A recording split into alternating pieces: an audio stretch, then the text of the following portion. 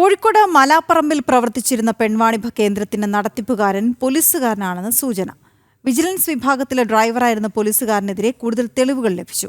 പെൺവാണിഭ കേന്ദ്രത്തിൽ സ്ഥിരം അതിഥിയായ Kozhikode city control റൂമിലെ മറ്റൊരു ഡ്രൈവർക്കെതിരെയും അന്വേഷണം ഊർജിതമാണ്. ദിസ്ന സുരേഷ് വിവരങ്ങളുമായി ചേരുന്നുണ്ട്. ദിസ്ന, ആദ്യഘട്ടങ്ങളിൽ തന്നെ ഈ ഫോൺ നമ്പറുകളൊക്കെ കേന്ദ്രീകരിച്ചുള്ള പരിശോധനയിലാണ് ഈ പോലീസുകാർക്ക് ഇതുമായി ബന്ധമുണ്ടോ എന്ന സംശയം ഉടലെടുത്തത്. ഇപ്പോൾ നടത്തിപ്പുകാരൻ തന്നെ പോലീസുകാരനാണ് എന്ന സൂചനയാണോ വരുന്നത്?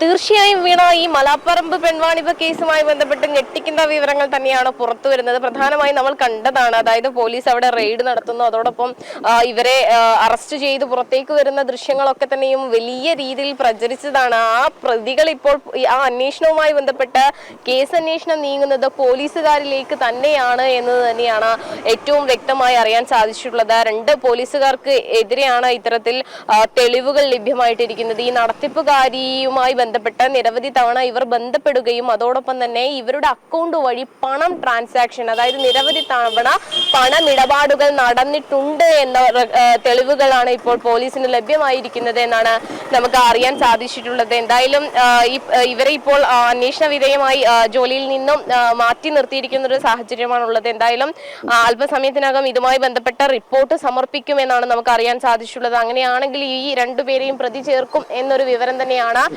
നിലവിൽ നമുക്ക് ലഭ്യമായിട്ടുള്ളത്. ഈ 2022 ഈ നടത്തിപ്പുകാരിയുമായി ബന്ധപ്പെട്ട ഒരു കേസ് സ്റ്റേഷനിൽ നിലനിൽക്കുന്നത്. അതിനുശേഷം ഇവർക്ക് നോട്ടീസ് കൊടുത്തയച്ച് പറഞ്ഞു വിടുന്ന ഒരു സാഹചര്യം ഉണ്ടായിരുന്നു. എന്നാൽ അതിനുശേഷം നിരവധി തവണ ഈ പോലീസുകാർ ഇവരെ ഫോണിൽ വിളിച്ചതുമായി ബന്ധപ്പെട്ടുള്ള റെക്കോർഡുകൾ ലഭ്യമായിരുന്നു. അതിനുശേഷം ഈ ഫോൺ പരിശോധനയ്ക്ക് അയക്കുകയും അതുമായി ബന്ധപ്പെട്ട തെളിവുകളൊക്കെ തന്നെയും ലഭ്യമായിട്ടുണ്ട് എന്ന് തന്നെയാണ് അറിയാൻ സാധിക്കുന്നത്.